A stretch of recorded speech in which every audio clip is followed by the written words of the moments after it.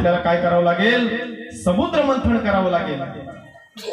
मंदार पर्वताचा रवी केला, वासुकी नावाचा जो सर्प होता त्याची दोरी केली, आणि असं केल्यानंतर मंथन चालू झालं महाराज. दानव एका बाजूला आणि देव एका बाजूला ओढतायत, देव इकडे ओढतायत, दानव तिकडे ओढतात. मंथन सुरू झालं आणि मंथन झाल्यानंतर त्याच्यातून 14 रत्न बाहेर आली.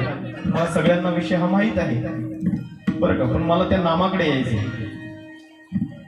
14 रत्न बाहेर पडली. त्याच्यामध्ये कौस्तुभ असेल, लक्ष्मी असेल, अनेक रत्न त्या ठिकाणी बाहेर पडलं. अमृतही बाहेर पडलं आणि विषही बाहेर पडलं.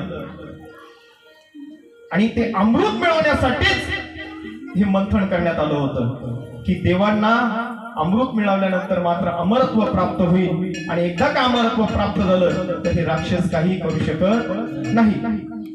आणि 14 रत्न बाहेर आली, मग ते हलाहल विष बाहेर आलं नाही का. लक्ष्मीनी भगवान विष्णूंच्या गळ्यात हार घातला, सगळ्यांनी ती रत्न वाटून घेतली, पण विष कोण घेणार? विष कोण घेणार?